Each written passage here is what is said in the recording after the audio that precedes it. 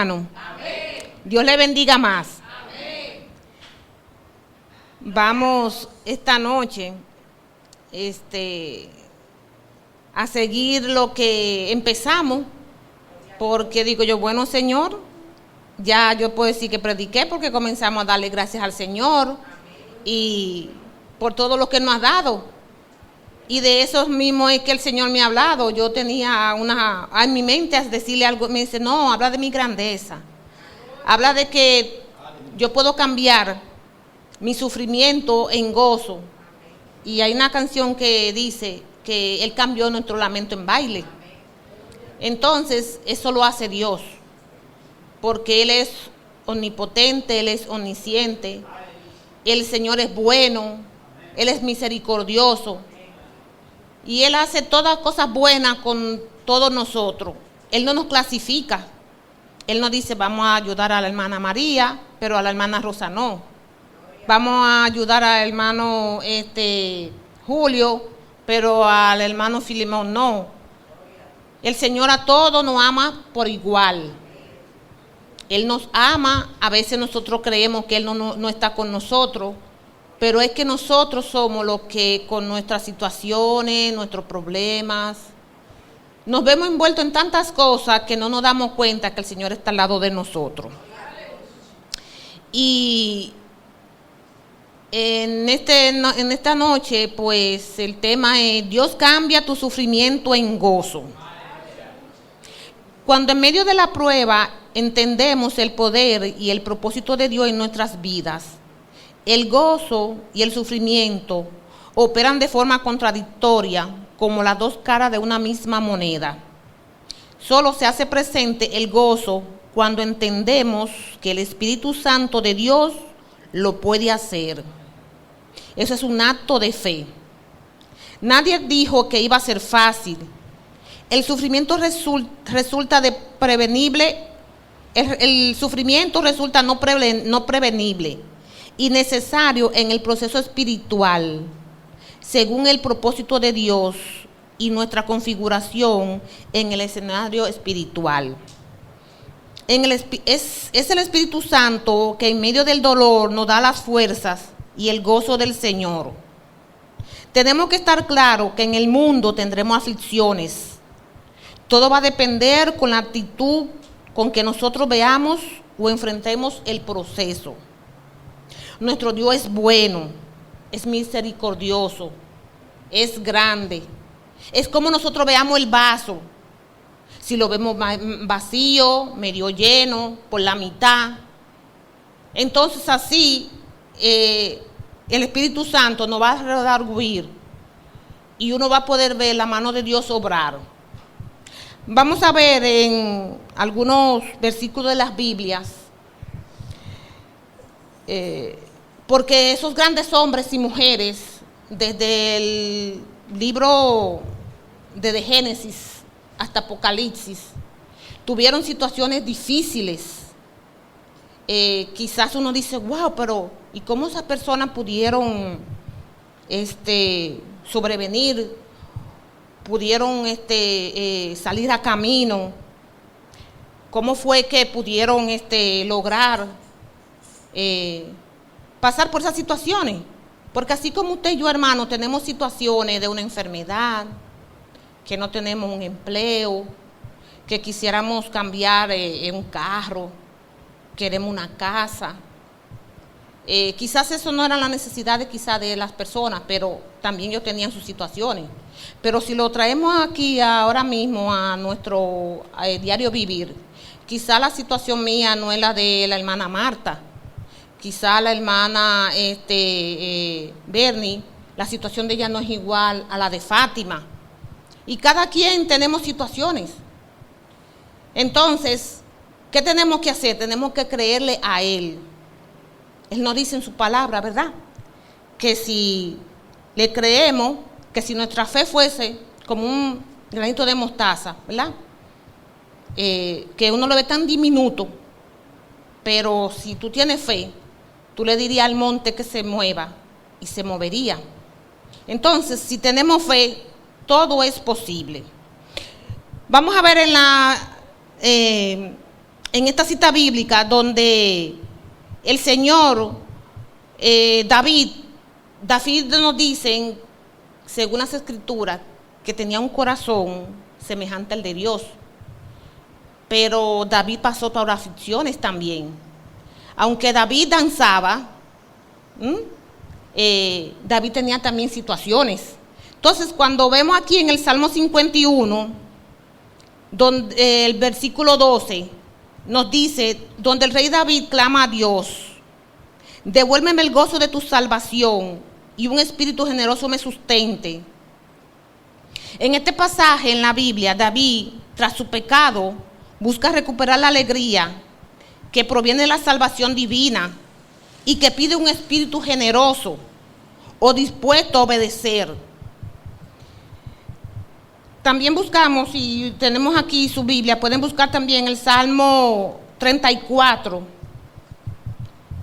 también donde David,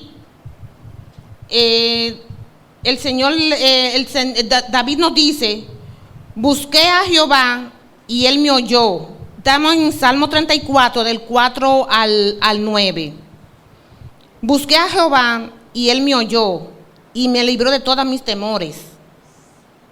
Los que miraron a él fueron alumbrados y sus rostros no fueron avergonzados. Ese pobre clamó y le oyó Jehová y lo libró de todas sus angustias. El ángel de Jehová acampa alrededor de los que le temen y lo defienden. Gustad y ve que es bueno Jehová. Dichoso el hombre que confía en él. Teme a Jehová, vosotros sus santos, pues nada falta a los que le temen.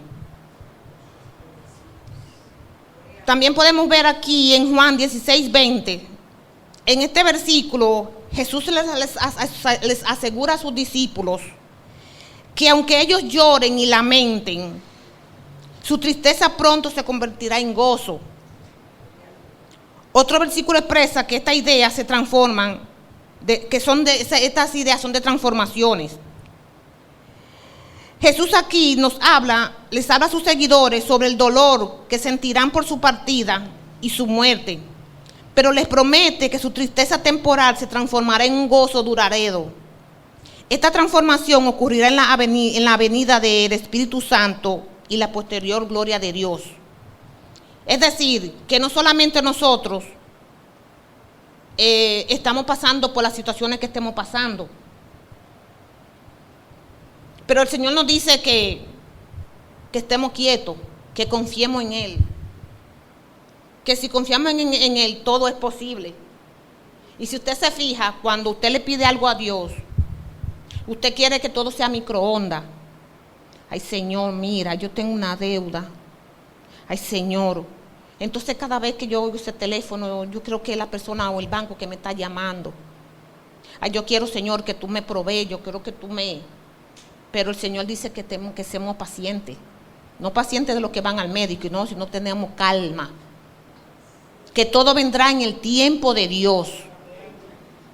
Porque eso es lo que sucede.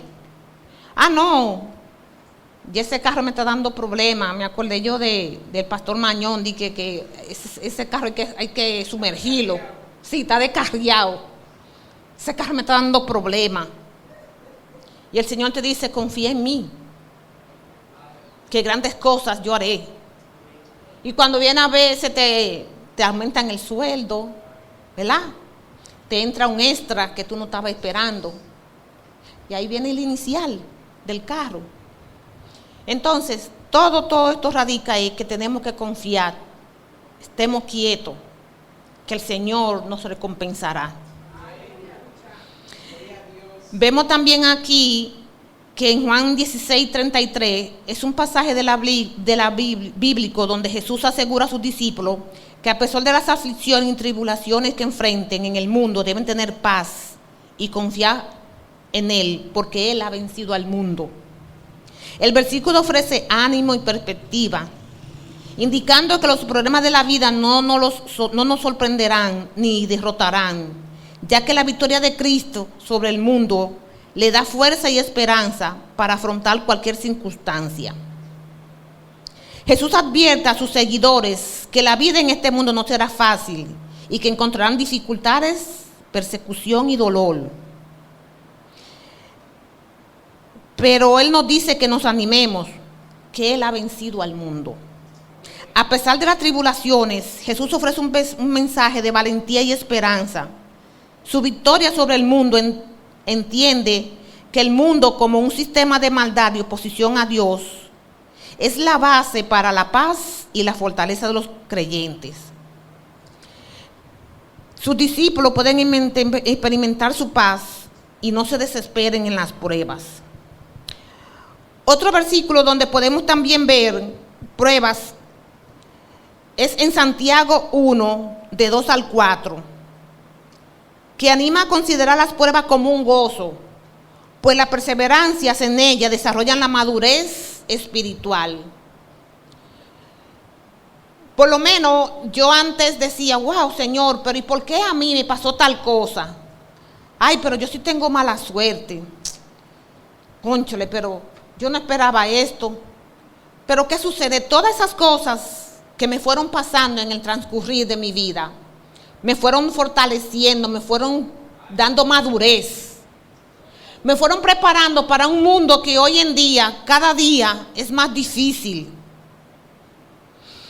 Aquí, en este mensaje, Santiago exhorta a los creyentes a considerar sus pruebas como motivo de alegría, porque el propósito de estas pruebas es forjar su fe y su paciencia, llevándolos a la madurez espiritual.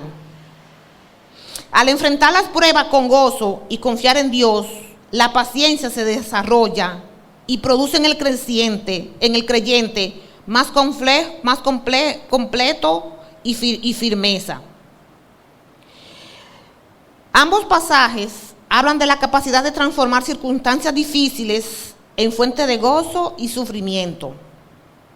El pasaje de Juan habla de un gozo futuro después del sufrimiento, mientras que Santiago nos enseña a encontrar un gozo en las pruebas presentes, porque tienen un propósito en nuestro desarrollo. Vemos también aquí en el Salmo 11:12 que nos dice: has cambiado mi lamento en baile, desataste mi cilicio y me ceñiste de alegría. Por tanto, a ti cantaré, gloria mía, y no estaré callado. Jehová Dios mío, te alabaré para siempre. Este versículo nos habla de una transformación completa del dolor a la alegría. El uso de lamento y cilicio, una vestimenta áspera que se usaba para el luto. Contraste con baile y alegría, representando un cambio radical que Dios efectúa en la vida de quien confía en Él. Vemos también aquí en Éxodo 33:15, donde Moisés le dice al Señor: si tu presencia conmigo no va, yo no voy a salir de aquí. Es decir, que si tu presencia no ha de ir conmigo, no nos saque de aquí. El pasaje expresa la profunda necesidad de Moisés de la presencia de Dios para que acompañe a Israel, considerando esta presencia como más valiosa que la tierra prometida misma, ya que es lo que los distingue de todas las demás naciones. En este contexto del versículo nos muestra la desobediencia del pueblo. Tras el incidente del becerro de oro, Dios le dice a Moisés que continúe el viaje sin él, ya que los israelitas eran un pueblo terco y su presencia podía llevarlo a la destrucción. Moisés, en lugar de aceptar la decisión de Dios, expresa la idea de que si la presencia de Dios no nos acompaña, preferiría no continuar.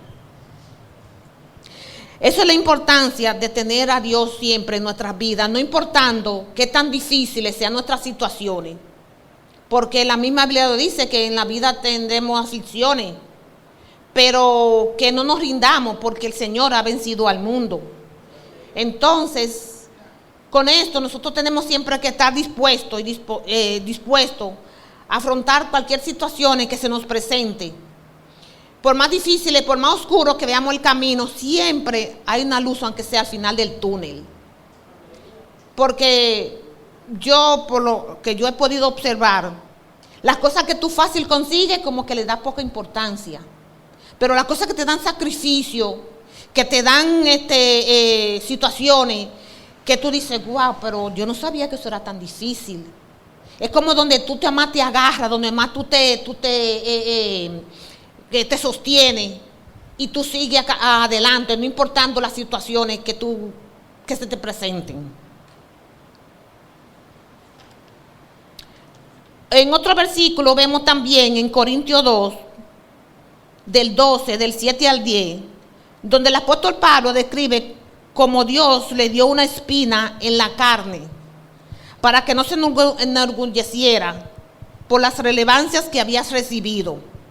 Esta espina, dice, un mensaje de Satanás que lo atormentaba, fue permitida por Dios para que su poder se perfeccionara en la debilidad de Pablo. Por ello Pablo se alegra de sus debilidades, entendiendo que en ellas residía la fuerza de Cristo. ¿Para qué fue dada la espina a Pablo? Como diríamos, ¿verdad? Pablo había recibido revelaciones tan grandes que corría el riesgo de volverse orgulloso. Muchas veces las cosas el Señor te las permite y la gente no ve que es por la voluntad de Dios, sino creen que es por ello y se vanaglorian. Y la gloria es de Dios. Entonces, por tanto, Dios le dio la espina en la carne para mantenerlo humilde y evitar las arrogancias. Pablo rogó a Dios 3 veces que le quitara esa espina de su cuerpo. Y Dios le respondió, te basta mi gracia, pues mi poder se perfecciona en la debilidad. Otro salmo que podemos ver también, la gloria de Dios, es en el 62:5. Esto es un versículo que expresa una confianza profunda en Dios. Dice, alma mía, en Dios solamente reposa, porque de Él es mi esperanza. Este texto anima al creyente a encontrar paz y tranquilidad únicamente en Dios. Pues de Él proviene toda esperanza y salvación, recordándole que Él es su roca fuerte y su refugio. La gloria es de Dios. El llamado que nos hace Dios a esperar en silencio no significa pasividad, sino una espera activa y tranquila, confiada en la providencia y en el poder de Dios. Este versículo en el Salmo 62:5 enfatiza que la única esperanza verdadera viene de Dios. Se compara a Dios como una roca firme y un refugio contra las adversidades, asegurando que el creyente no será sacudido si pone su confianza en Él. Este salmo escrito por David se cree que fue compuesto en un momento de persecución, lo que da un significado especial de confiar en Dios a pesar de las dificultades y la vanidad de la esperanza humana. La repetición de la frase alma mía enfatiza la necesidad de que todo el ser, no solo la mente, se someta a esta verdad de confianza en Dios.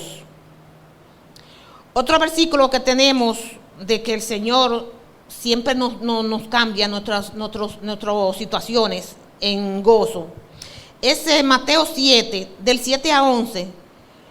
Enseña sobre la importancia de la oración a Dios, animando a los creyentes a pedir y se os dará. Buscad y hallaréis. Llamad y se nos abrirá. Ya que nuestro Padre Celestial es bueno y proveerá cosas buenas a quienes le pidan. Al igual que un padre terrenal no le da de una piedra a su hijo si éste le pide pan. Donde dice pedid y se os dará, se anima a pedir a Dios las cosas que se necesitan. Muchas veces, por eso dicen que muchas veces nosotros, Dios no nos da las cosas, no es porque no es porque uno se la pida, sino es porque le pedimos mal. Y cuando Él se refiere a que le pedimos mal, es que le pedimos cosas que no necesitamos, cosas que son vanagloria, cosas que no, el Señor entiende que no es lo que tú necesitas. Porque muchas veces tú en medio de situaciones que te presentan, Tú dices, ay Señor, yo quiero que tú cambies mi carro, yo quiero que tú cambies mi casa, yo quiero que tú cambies mi finanzas, yo quiero que tú cambies mi cosa. Pero el Señor lo que está pidiendo de ti es más obediencia. Y tú estás pidiendo cosas materiales. ¿Crees tú que Dios te lo va a dar? Entonces por eso que dicen que, ay, pero yo tengo la rodilla pelada de tanto que yo le pido al Señor. Ya yo no sé cómo es que yo me voy a arrodillar, si ya yo no tengo fuerza ni siquiera para pedir. Muchas veces tenemos una situación como Pablo, ¿verdad? El aguijón, como se dice. Y es necesario que lo tengamos. Porque muchas veces pensamos que es por nosotros. No, es por mi capacidad, porque yo hice 2 maestrías, tengo 2 PH, tengo 3 carreras. Por eso que yo tengo ese estatus que yo tengo. No, mentira. El estatus que tú tienes, todo te lo ha dado Dios. Y a Él es que debemos darle la gloria y la honra. Gracias, Señor. ¿Por qué? Porque es que Dios que nos facilita las cosas. No es por nuestra fuerza, es porque a Él le ha placido. Entonces, en vez de tú ayudar a una persona o a un hermano, o a un vecino, a un familiar, tú lo que haces es que te enorgullece. ¿Y qué hace Dios? No, espérate, pero yo no te di a ti un carro, no es para que tú le niegues una bola a la hermana, una persona que esté a pie aquí en la iglesia o por tu casa. No, Dios te da un carro para cuando tú vayas por la esquina y tú ves a tu hermano, porque tu hermano no es el de sangre, tu hermano es todo aquel que dice el Señor que hace la voluntad del Padre. Entonces, si tú tienes un carro que Dios te lo ha provisto, no es para que tú le pases a una persona que no esté lloviendo y mejor lo bañes de agua. Es para que te pares y le dé una bola. Para eso el Señor te provee las cosas. Para que tú hagas con ella un bien. No para que te vanaglorie. Decimos también aquí en Tesalonicenses 5, del 16 al 18. La voluntad de Dios para ti como creyente. Siempre buscamos la voluntad de Dios para nuestras vidas. En nuestra mente sabemos que la voluntad de Dios es perfecta y queremos vivir en ella. El Padre nuestro tiene una petición que dice, hágase tu voluntad. Así el Señor quiere que las cosas que uno le pida, no lo que uno quiera. A veces uno ve a un enfermo y uno dice, ay Señor, dale la sanidad, páralo. Pero esa no es la voluntad de Dios. A veces tú piensas que es lo que tú anheles. No. Siempre oremos, bueno Señor, que se haga tu voluntad, no la mía. Porque así, entonces, tú estás conforme, no a la carne, sino al Espíritu. Gloria a Dios. Aquí en este pasaje, entonces, en Tesalonicenses nos dice, estén siempre alegres, oren sin cesar, den gracias a Dios en toda situación. O sea, que Dios no nos manda que nosotros nada más nos alegremos cuando tengamos la despensa llena, cuando tengamos el efectivo para echarle combustible al carro, cuando no tengamos nosotros una situación difícil. Ahí es cuando más nosotros debemos de alabar y glorificar su nombre y darle gracias al Señor por todo. Porque quizás tú estás viendo en la carne, ay no, pero yo voy a la iglesia, yo siempre me congrego, yo en lo que se necesita siempre estoy atento. Y mira lo que me llega. No, sé conforme, siempre te alegre, como dice aquí la palabra en Tesalonicenses. Den gracias a Dios por todo y en todo. Este texto exhorta a los creyentes a mantener una actitud constante de alegría, a orar de forma continua y a ser agradecidos en todo momento, ya que esto representa la voluntad de Dios para con ellos en Cristo. También nos dice aquí que no significa una felicidad constante, sino un gozo que proviene del Espíritu y que mantiene aún en medio de las dificultades, recordando que estas también pasarán. Implica mantener una comunión continua con Dios, viviendo con una conciencia constante de su presencia y escuchando su voz, más que estar físicamente de rodillas todo el tiempo. significa mostrar gratitud a Dios por todo, tanto por lo bueno como lo difícil, reconociendo su mano en todas las circunstancias de la vida. En resumen, este versículo nos enseña a cultivar una relación íntima y constante con Dios a través del gozo, la oración y la gratitud, entendiendo que esta es la forma en que debemos vivir como cristianos. Y ya para terminar, todo ser humano debe tener al menos 4 condiciones para que Dios cambie su sufrimiento en gozo, o también, como dice la canción, su lamento en baile. Primero, tenemos que ser obedientes a la palabra. Segundo, tener fe. Tercero, confiar en Dios. Y cuarto, como decía la canción ahorita, romper con las cadenas que nos tiene atado. Analiza qué te tiene atado a ti, hermano. Ya sea el odio, ya sea la mentira, ya sea el rencor, ¿verdad? Ya sea la envidia, ya sea el mal vivir, ya sea el que tú no compartes ni ayuda al vecino, al hermano, al más cercano. Analizan cuál es tu cadena que te tiene atado, Señor, hermano. Pónganse de pie y vamos a despedir con esta canción de Dios cambió mi lamento en baile. Gracias, Señor.